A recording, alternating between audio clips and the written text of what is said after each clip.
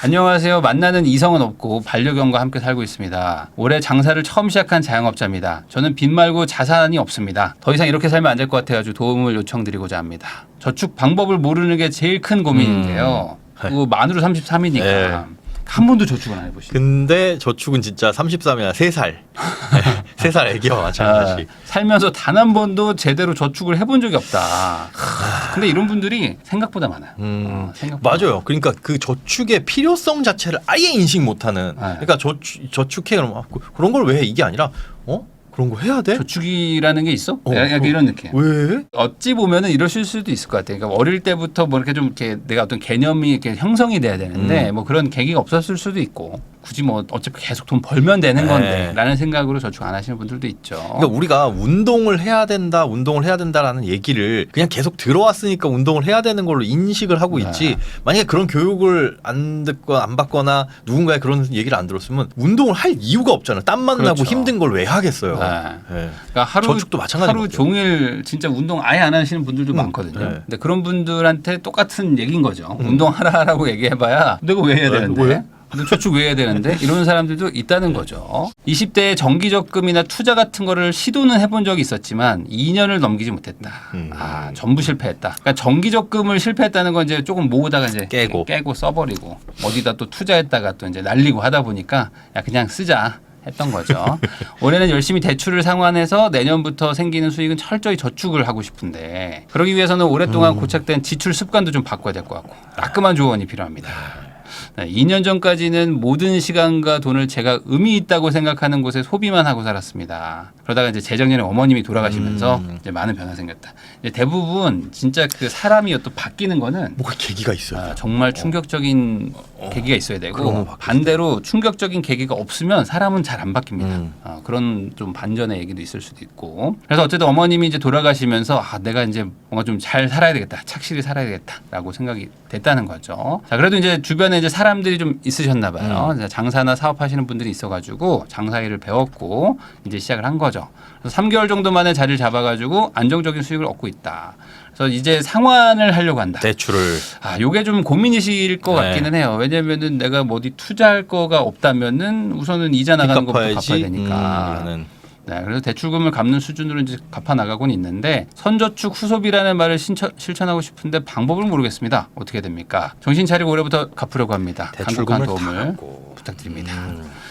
부모님 댁에서 거주하고 있는데 관리비 30만 원 부담이니까 사실 주거비는 뭐 아주 적다라고 보면 될 것 같고 이제 푸드트럭 하시니까 영업 차량 1,400에 구매했는데 중고차를 포터를 사셔서 뭐 영업을 위해서 2천만 원. 근데 이건 뭐 창업 비용이니까 그렇죠. 이거야 뭐 어쩔 수 없는 거죠. 근데 돈이 계속 들어간대요. 그 차를 이쁘게 꾸며야 되나? 이쁘게 꾸미고 뭐 이렇게 하고 하느라 그런 것도 합치면 3,500이잖아요. 네. 차. 어우, 그러게요. 근데 저것도 적게 쓴 거라고 하시더라고요. 그래요. 네. 사실 뭐 이쪽에 대해서는 뭐 문외한이기 때문에 그동안 저축의 목적을 찾지 못한 게 가장 컸었고 이제 남는 돈을 가지고 저축을 시도했지만 번번이 실패했다. 선저축 후지출의 방법을 모르겠습니다. 그러니까 어찌 보면은 이제 이런 거죠. 그러니까 달리기 하는 방법을 모르겠다. 어떻게 하죠? 왼발을 먼저. 근데 이걸 듣고 우리 시청자분들은 그래도 이제 뭐 구독도 오래 하시고 하면서 저건 뭐 당연한 거 아니냐. 먼저 저축하고 떼서 쓰면 되지라는 거지만 이게 모를 수도 있다는 거죠. 맞아요. 사업하시는 분들은 특히 자영업은 특히 힘들어요. 사업에 필요한 자금에 먼저 지출을 하고 그 다음에 또 남는 걸 해야 되니까 이게 좀 차이가 있을 수 있죠. 만약에 장사를 한다, 내가 떡볶이 장사를 한다 그러면 그 안에 들어가는 경비들이 있잖아요. 이 경비들하고 우리 가정에서 쓰는 돈하고 이게 섞여버리면 내가 맞습니다. 얼마를 쓰는 사람인지 잘 몰라요. 맞아요. 그러다 보니까 여기다가 먼저 돈 넣고 그다음에 남은 돈 가지고 저축하려니까 이거 어떡하지? 왜냐면 매달 막 달라지니까 이거 어떡하지라는 생각이 드는 거죠. 그렇죠. 우선 지출 한번 볼까요? 지출에서 좀 뭔가 좀 줄여야 될 게 있을까요? 집 관리비 30만 원 나가는데 사업용 이분이 그 과일 푸드 트럭을 하신다 그랬잖아요. 근데 그 과일을 손질하고 보관하고 하는 곳이 지배할 수는 없으니까. 그래서 월세 거기에 이제 뭐죠? 조리는 아니고 뭐 기본적인 세팅을 좀 해야 되니까. 그런 거 할 공간과 거기에 과일을 보관할 곳 이렇게 하다 보니까 월세하고 관리비 저기에 45만 원이 들어간대요. 그리고 뭐 밥 먹는 거 식비는 조금 쓰시는 편이죠 혼자서. 네. 그다음에 통신비, 통신비 좀 줄여야 될 것 같고. 유류비 이게 이제 그 푸드 트럭으로 제가 생각했던 푸드 트럭은 그냥 한 군데 딱 있는 네. 그런 거였는데 사실 그런 게 옮겨 대부분 다니면서. 대부분 한 곳에 있는 그런 푸드 트럭이 이제 불법이라고 하더라고요. 아, 그래요? 그래서 행사하는 곳들 뭐 이제 음. 어디 야시장 열리고 아니면 한강 뭐 둔치에 무슨 행사 열리고 그런 거 이제 돈 내고 가셔가지고 하거나 지방 행사 이런 거 다니니까 유류비랑 톨비 해가지고 저 정도는 들어간다고 네. 하시더라고요. 근데 유치원 병원이 있네요. 네, 반려견. 아, 반려견. 네, 반려견 이제 개유치원. 그러니까요. 아. 계속 이제 밖에 나가시다 보니까 아. 강아지를 혼자 둘 수가 없는 거예요 집에. 음. 그래서 유치원 그게 한 25만 원 정도. 유치원이 꽤 비싸더라고요. 네. 유치원 25만 원. 아니 부모님이 좀 요건 이따 그게 여쭤봐요. 보니까 아버님 집이긴 한데 네. 아버님은 일 때문에 다른 곳에 거주를 하시고 네. 부모님 집에서 집을 그냥 빌려 쓰고 있는 거죠. 관리비만 내면서. 아. 그래서 아버지가 강아지를 별로 안 좋아하시는데 연말에 합칠 일이 있대요. 그래서 네. 따로 독립을 해야 되나 이것도 고민을 하신다고. 근데 반려견에 관련된 건 포기 못하고 포기를 못하니까. 다른 건 다 포기할 수 있다 그랬으니까 그럼 다른 거- 나머지를 많이 줄여야 됩니다. 나머지를 많이 줄여야 되는데. 친목계 그럼 친구는 저거- 포기해야 되는 거 아닌가? 그쵸. 아. 줄이려면 저거 줄여야죠. 아, 경조사도 포기하시던데. 취미가 있네요. 취미 5만 원, 생필품 5만 원. 제가 보니까 잘게 쪼개놔서 많이 안 쓰는 것 같지 실제로 많이 쓰네. 짜잘짜잘짜잘.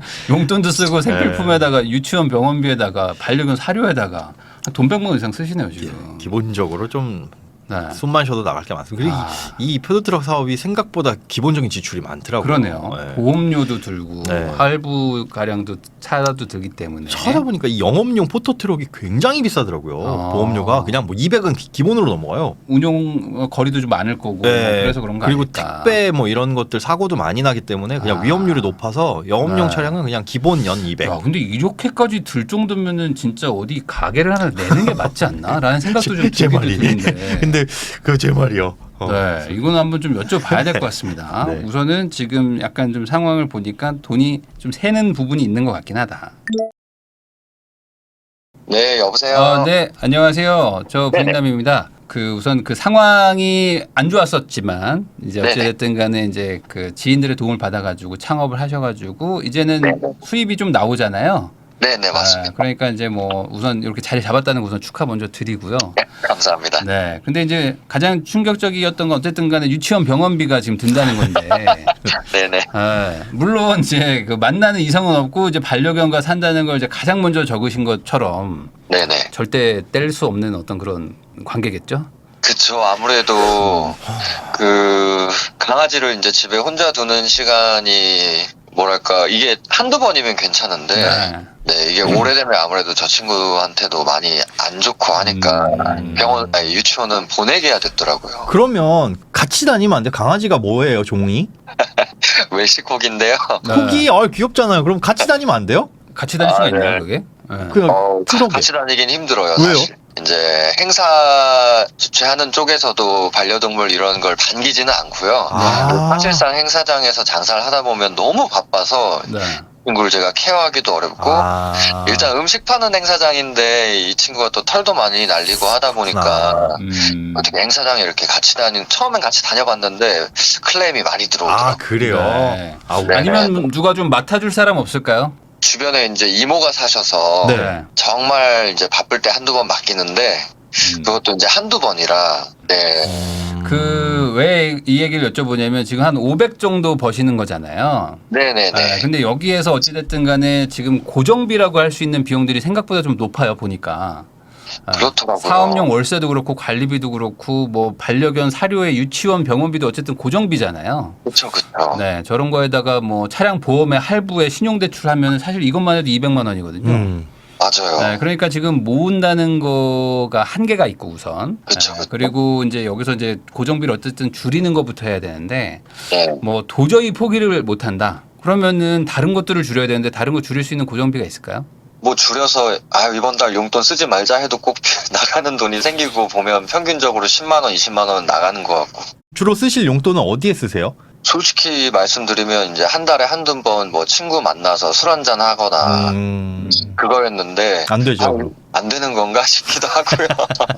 이런 거죠. 뭐냐면은 이제 과거에 내가 어쨌든 간에 뭐 저축을 안 했잖아요. 네네, 어찌됐든. 맞습니다. 그다음에 이제 네네. 빚도 있지 않습니까? 네네. 그럼 이런 상황에서는 어찌됐든 간에 뭘 하나 포기를 하고 뭘 하나 얻는 거죠. 우선 요것도 포기를 못하고 요것도 포기 못하고 이제 이런 식으로 가면은 이제 저축을 네. 포기하게 되거든요.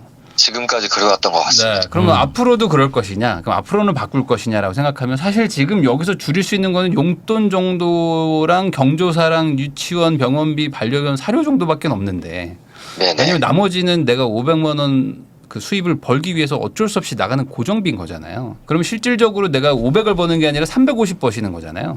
그렇죠, 맞아요. 단순히 생각하면.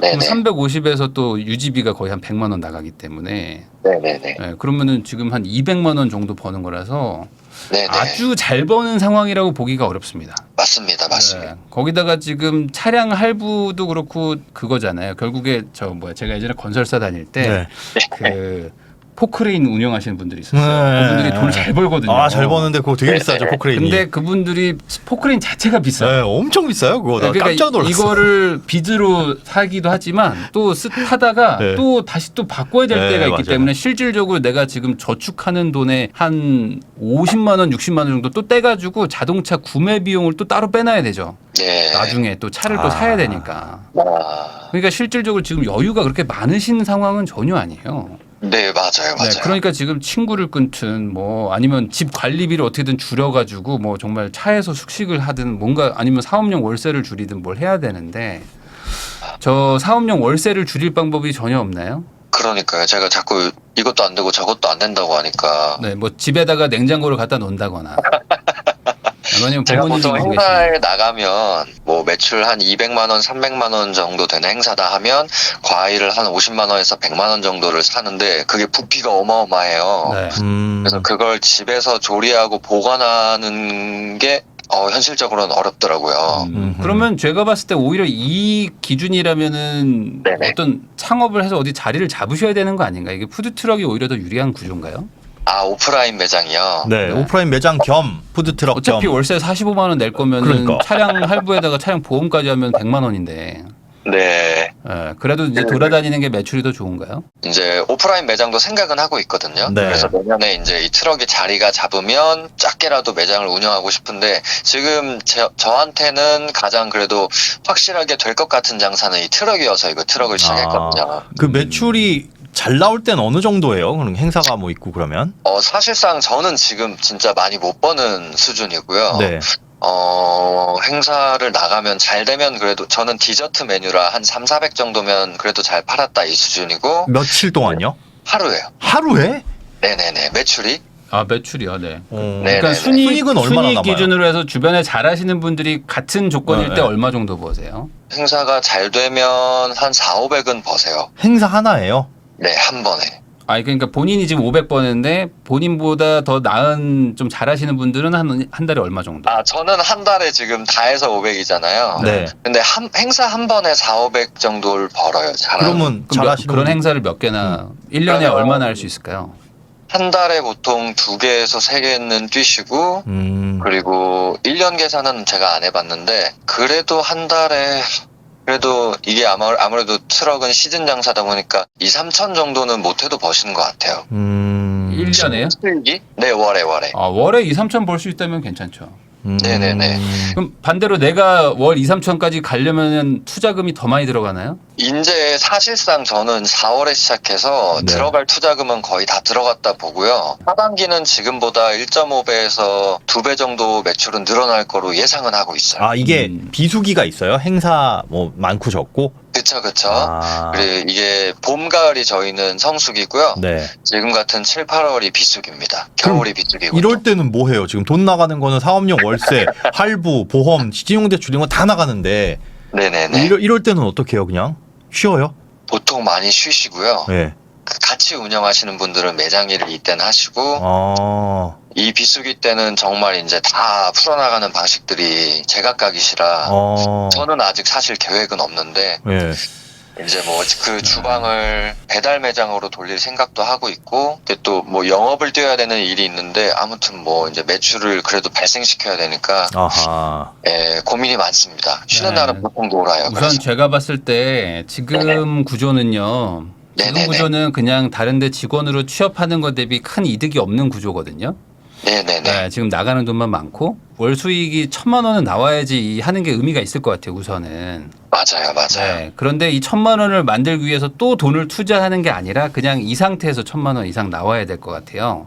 네네네. 네, 그게 만약에 안 될 것 같다. 네. 그러면 저는 푸드트럭 사업을 하시지 않는 게 맞는 것 같고요. 우선 이 구조라면은 나중에 또 신차 사고 그러면 또 이제 리스크가 너무 커지는 것도 있고 네네. 푸드트럭을 앞으로 20년, 30년 꾸준히 할 수 있다는 또 보장도 없기 때문에 네네. 아니면 좀 어느 정도 자리 잡으면 뭐 이걸 뭐 누구한테 넘기시고 뭐 매장을 차리시든지 뭐 어떻게 방법을 좀 찾아야 될 것 같습니다. 지금 정도의 어떤 그 원가율로는 의미가 없다 이게. 네, 그래서 지금 매출 자체가 좀 더 늘려야 될 것 같다.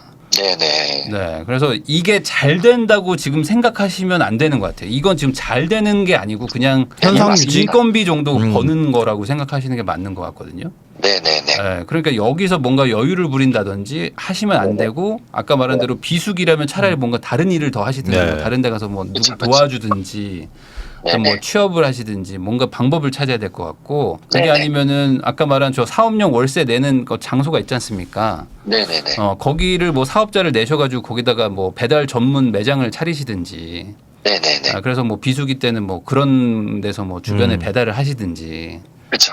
네. 뭔가 그런 식으로 유지비를 고정시킨 상태에서 지금 매출 2배는 만드셔야 됩니다. 아, 지금보다 2배요. 안 그러면 지금은 그냥 네네네. 일하는 거 대비 남을 게 없는 그러니까요. 한 달에 맞아요, 뭐 이것저것 맞아요. 떼고 나면 150 남는 건데 네. 그게 이게 또 일정하지도 않잖아요. 그리고 네네네. 비수기가 되면 훨씬 더 줄어든다는 것 자체가 조금 리스크가 많고 첫 번째로 하셔야 될 거는 그 비수기 동안 무슨 일을 할 것이냐.